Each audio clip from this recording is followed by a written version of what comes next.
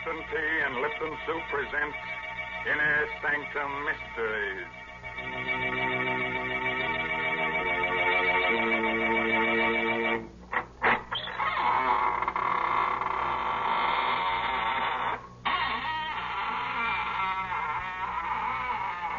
Good evening, friends of the Inner Sanctum. This is Raymond, your host, at the squeaking door. Come in, won't you? Well, you're shivering.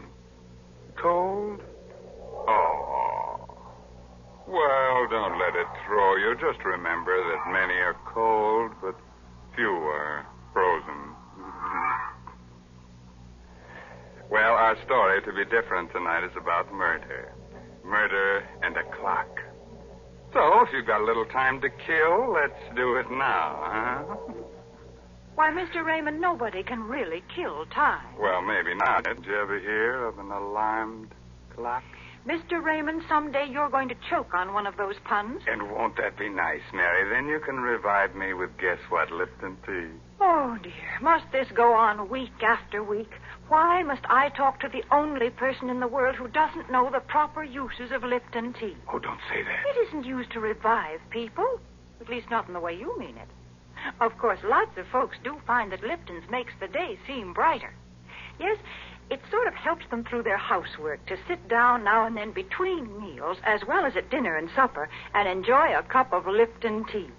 And the reason why Lipton's is so satisfying is because of that one little word, brisk. B-R-I-S-K. Tea experts say that Lipton's has a brisk flavor, which means that it always tastes tangy and bracing. It's never flat or wishy-washy. So folks ask for Lipton tea at your grocer's. You just don't know how good tea can be till you've tried Lipton. Yes, and when you leave the grocer, step next door to the clockmaker shop and ask him for the Judas clock. If he doesn't have it on hand, just ask him to give you the works. Yes, the title of tonight's story is The Judas Clock. It's an original radio play by that old clock watcher, Christopher Mayo. Our star is Barry Kroger, who plays the role of Sebastian Packer. I'm a clockmaker. I carry on the profession my father taught me in London.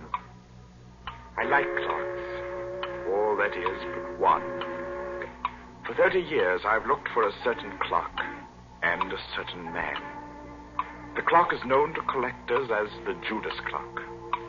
The man I swore to kill when, as a boy of 14, I closed my father's glazing eyes and wiped the froth of blood from his lips. Last night, I found the Judas clock. Tonight, I may have found the man. I'm told you're an expert clock repairman, Mr. Packer, madam. Well, yes, I suppose I am. Well, I have a clock.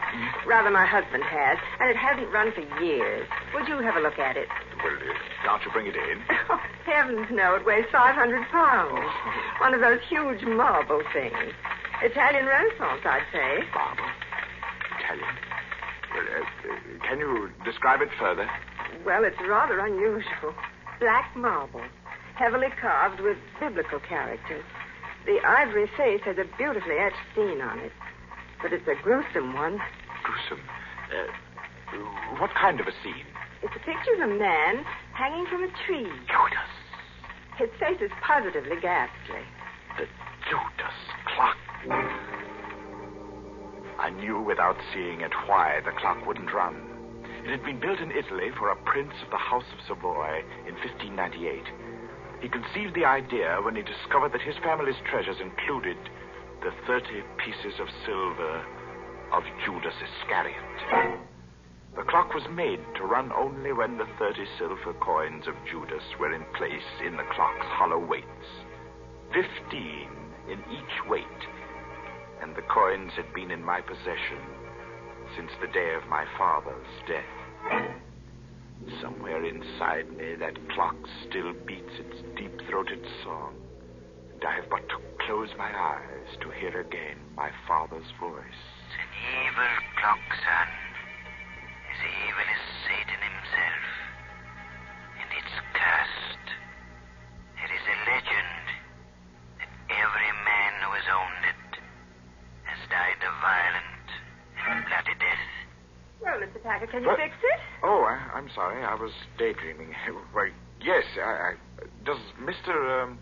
Arnold. Arnold, does Mr. Arnold know that you're having the clock repaired? No. We've only been married a few weeks, and I'd like to have it working when he comes back to town tomorrow. Sort of a surprise. Yes, I see. I'll be there in half an hour, Mrs. Arnold.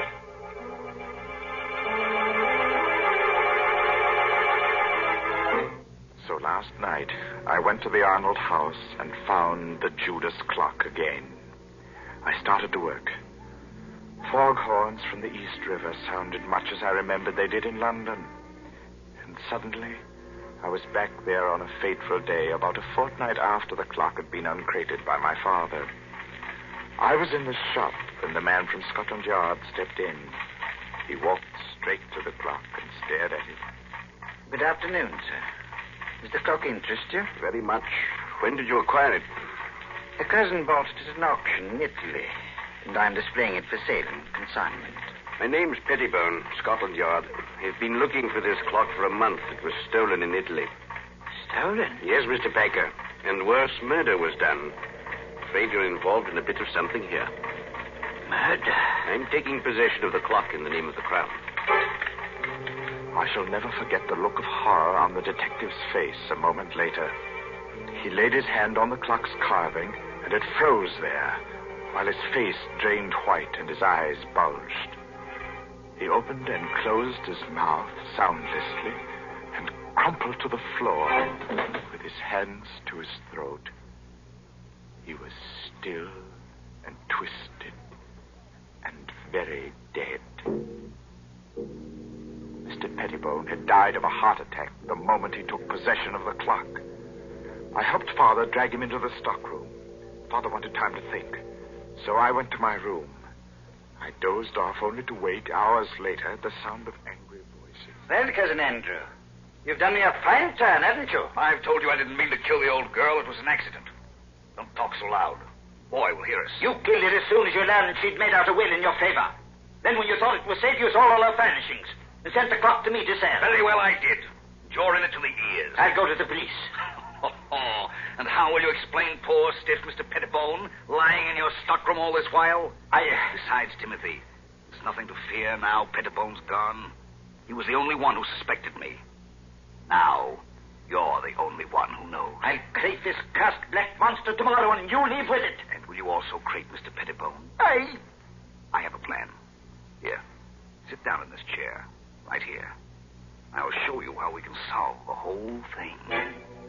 My young heart beat with a wild dread as I listened. I could only see Cousin Andy's back, but I could see Father seated dejectedly in the chair near the Judas clock, his head in his hands. It was midnight. All the clocks in the shop began striking the hour, and louder than all the rest was the chime of the evil clock. If only then I had known, I might have done something, but the slow strokes beat on. 8, 9, 10, 11, 12. And before my horrified eyes, the heavy marble piece leaned slowly from the wall and crashed across my father's back. Cousin Andy stood facing my father as the clock crushed his frail form and choked him. He made pitiful little sounds, his eyes begging for life. And the murderer just stood, his back to me. What? Thundering sinners, you die hard. Cousin Andy ran from the shop crying for help. He would claim an accident. I raced into the shop. My father was dead. I choked back my tears, and I closed the poor, staring eyes. I took the coins of Judas from the weights of the clock and ran from the shop, the blood-stained pieces jangling merrily in my pocket.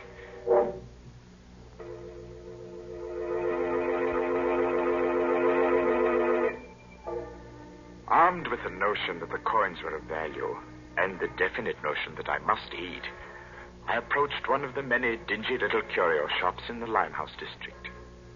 I stepped through the fog toward a shop where a dim light burned in the rear. Every inch of wall and ceiling was hung with curios, old armor, swords, and shields. I would have run out, but a weazened, apish man barked at me from the rear. Well, what you want? I have something to sell. What you got? I have the 30 pieces of silver that belong to Judas Iscariot. I'll twist this scrawny neck off you. Pulling me leg, eh? Oh, no, sir, I'm not pulling your leg, sir. Here they are. Fine. Silver, right enough. Where'd you cop them? Oh, I didn't steal them, sir. They belong to my father. A likely tale, that. Will you buy them? Buy him, he says. Buy him. Get out of here before I cause a bobby you scant. Get out! Oh, no, give me my coin. Get out or I'll come about and fetch you a sound one. The ugly brute came toward me. He held my coins clutched in a tight, hairy fist. Before I could move, he had struck me. And I hit the wall with a clatter. And then it happened again. For the second time that night, the curse of the Judas clock struck. As I hit the wall, my eye caught a metallic glint above, and a heavy object dropped from the ceiling. The man was about to strike me again when the object struck his head. And remained part of him. He fell. His skull split in two by a hangman's axe.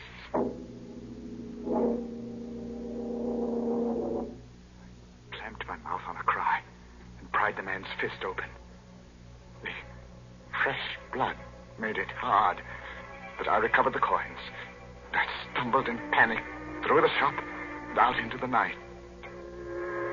And the fog of London never swallowed a more frightened and lonely boy.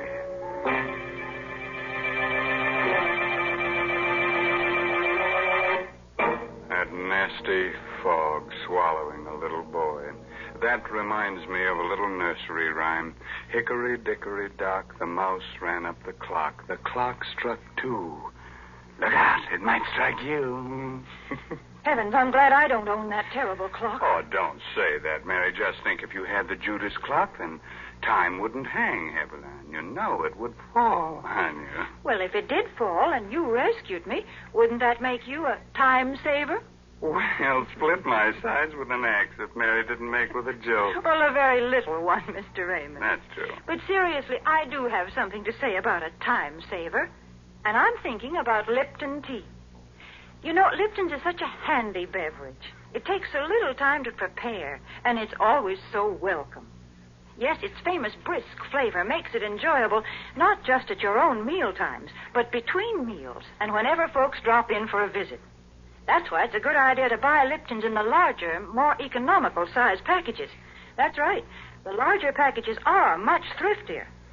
So you see, it's wise to keep on hand a really good supply of that brisk-flavored Lipton tea. Oh, sure, it'll come in handy to warm up the chills you get from these inner sanctum stories. And, brother, you're going to shiver plenty with Barry Kroger as Sebastian Packer as this story goes on about the Judas clock. I hadn't touched those horrible coins of Judas Iscariot since the day the storekeeper was killed. By now, I half believed the legend that death followed them. I began to feel that the only way I could escape their curse was to find the Judas clock and put the coins back in its weights where they belonged. One day, as I read the notices in the Times, my heart skipped a beat. It said, auction of clocks. Chopin Place, auction room, Saturday at 7. Rare items, one of them fine Italian Renaissance piece of black marble. Rare treat for collectors. Come early. Interested in something, young man? Oh, why, yes. Well, that is nothing in particular. Just looking at these splendid pieces. I thought I might stay for the auction. Look about. Auction won't start for a bit yet. I sauntered toward the black clock. My hand had scooped all the coins from my pocket. I would have to work fast and noiselessly. My sweating fingers began to unscrew the small cover on one of the weights. I would soon have the coins put back. As I thought. No. What have you got in your hand there? Let's have a look. No, nothing at all. I was just examining. Examining my foot? You've got a flock of coins there. You must have taken them from somewhere in the clock. Yes. No, give them to me. Sometimes when things happen quickly, the mind retains details that would otherwise escape notice. As the man and I struggled, I dropped the clock's weight. It hit a short, round bit of metal directly below it. The man had a vice-like grip on my clenched hand. Blasted little wretch. No. I'll wrench your hand off for you. I heard a whirring sound within the clock, and before my horrified eyes, the supporting panel at the front of the clock's base slowly lifted on hinges. The clock was off balance and began to fall forward. I screamed a warning.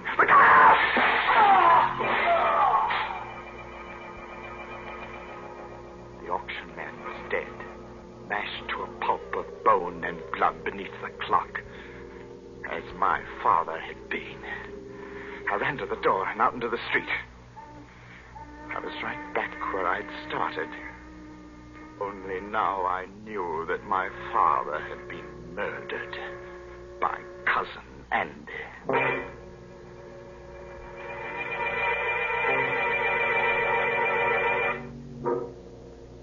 I walked for miles, trying to pull myself together. I wandered aimlessly, or so I thought. But fate had traced my path before me, because I was startled to find myself staring into the shop window of a rare coin dealer named Megaroyd. I walked into the shop. Mr. Megaroyd was a nice little man. He smiled a bit quizzically at my firm belief that I possessed the betrayal coins of Judas. I poured them onto his counter. Oh, I say, you could be right, you know. Well, these are the right era. I say, suppose they are. Let me put a glass to them. Mr. Megaroyd, would they be worth a great deal, even if they weren't the... Well, let me see. Yes, gracious, yes, they should be worth a great deal as collector's items alone. Well, Mr. Megaroyd, I feel that there's something I should tell you about these pieces. They... Yes? Oh, it's not important. Oh, well, now, just a moment. I have a catalogue on this here in my show window. I'll fetch it. Just a jiffy. The coins lay on the counter. I watched Mr. Megaroyd run down the aisle. As he approached the display window, his foot caught in an electric wire which lay across the floor. The lights went out, and I saw him pitch forward and... Mr. Megaroyd! Mr. Megaroyd!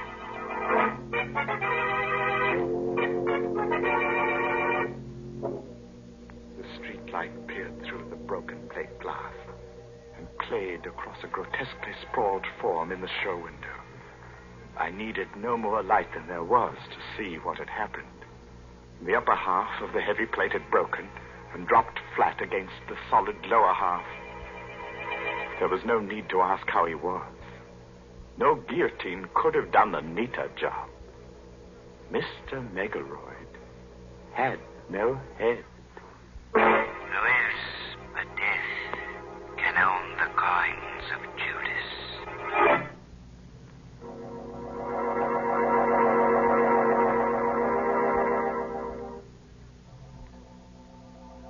Tonight, I shall find out if Mr. Arnold is Cousin Andrew.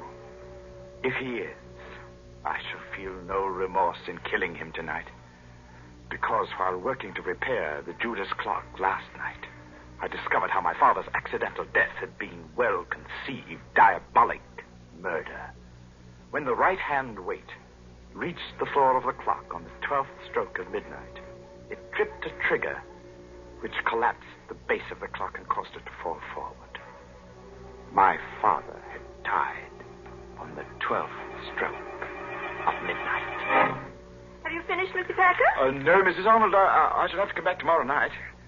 What time do you expect Mr. Arnold tomorrow? About 11, I'd say. Will you be finished by then? Well, I think so. I'll have to take these weights to the shop with me, though. Something has to be added to them. Well, of course, Mr. Packer. Mr. Arnold will be so surprised to see the clock running, won't he? He'll be very surprised, Mrs. Arnold.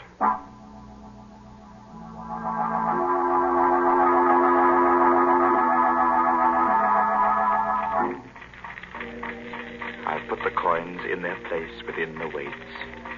Not 15 in each weight, but 15 in one and 10 in the other. The other 5 coins are in my pocket. In another pocket, I have a small 38, although I don't plan to use it.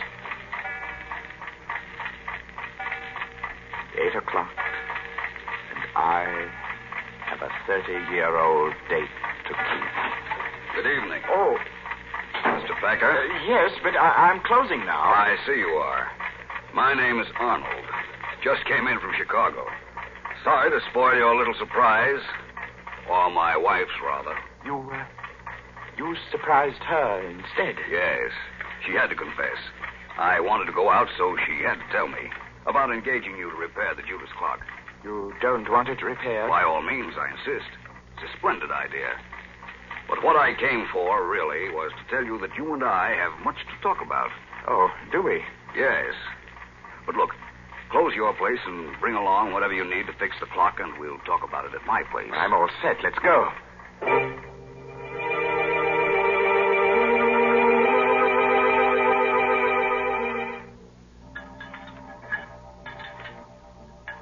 Think you'll have it fixed in time to strike midnight? Oh, yes.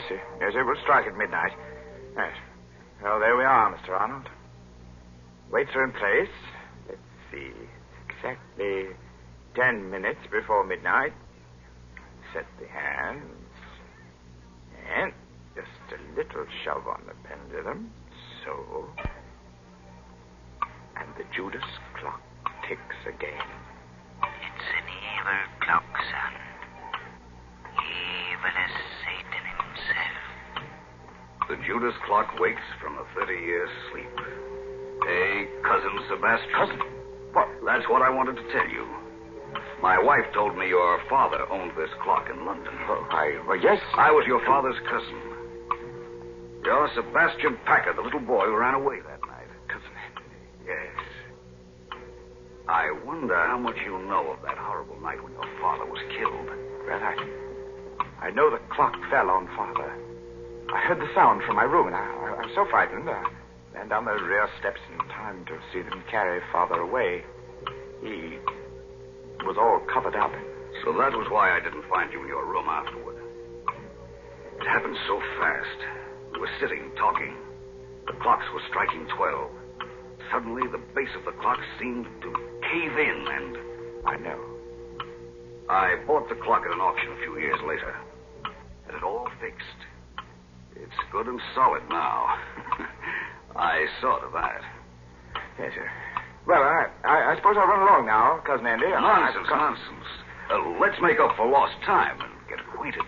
Well, Come now. I have some fine old port from England here. about... Sit down a while. No, not that chair. No? This one's a lot more comfortable. It's a funny thing. When you work with clocks, as long as I have, you get to philosophizing about time. That's so. How? Well, here I sit by the big clock, just as my father sat 30 years ago. You know how many seconds ago that was, Cousin Andy? No. Do you? Well, 315,360,000 seconds in 10 years. That'd be 9,460,800,000 seconds in 30 years. You've got quite a mechanical mind, Sebastian. Here, try this port. Thank you. Here's to Father.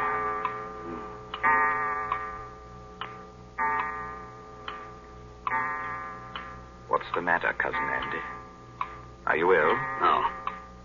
Your face is quite drawn, gray. Shut up.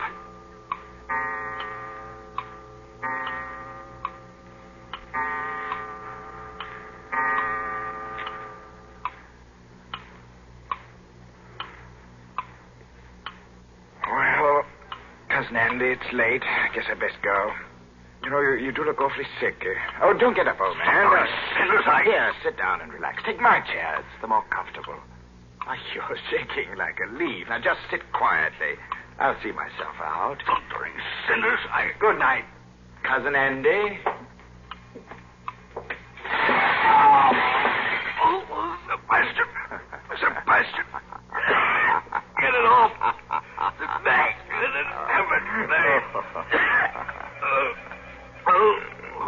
Poor Cousin Andy.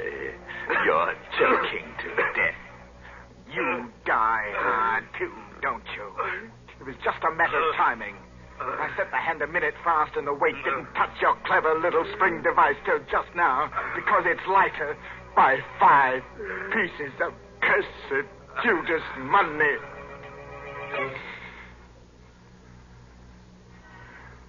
Rest easy, Father.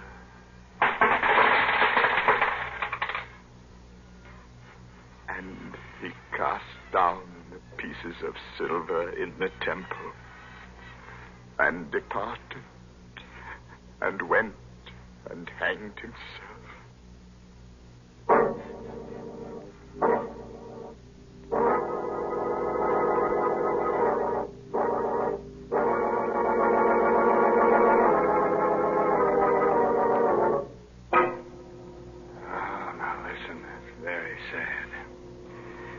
But a fine chime was had by all. Anybody want to buy a large grandfather clock? I'm in the market for a sundial myself. A sundial? My, they are old-timey. Say, Mr. Raymond, if you're afraid of clocks that tick, why don't you try to get hold of one of those old Egyptian water clocks? Oh, Mary, now you're going to tell me that when tea time comes around, the water begins to boil in the clock? Well, that would be quite an invention. But no, Mr. Raymond, right now I'm not going to talk about Lipton tea. Instead, I'm going to tell our listeners about an important job that lies ahead.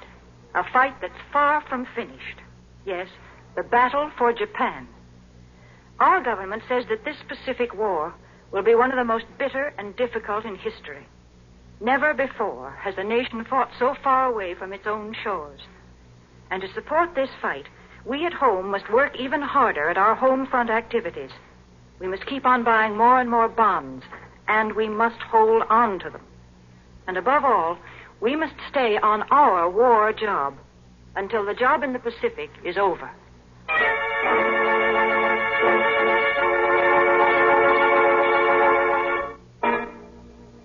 Well, I'll leave you with a cheerful, timely moral.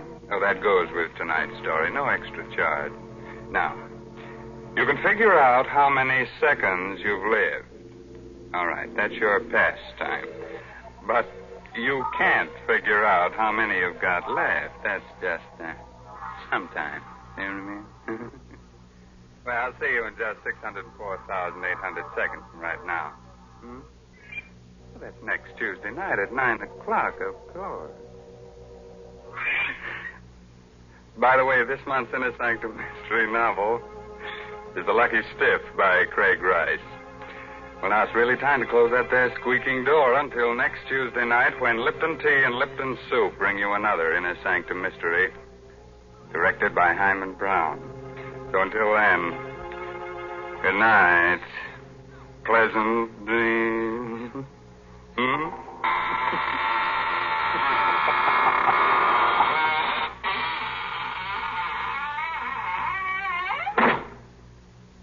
Folks, if you'd like to give the boys overseas a real taste of home, then why not include a package or two of Lipton's Noodle Soup Mix the next time you send them a box of food?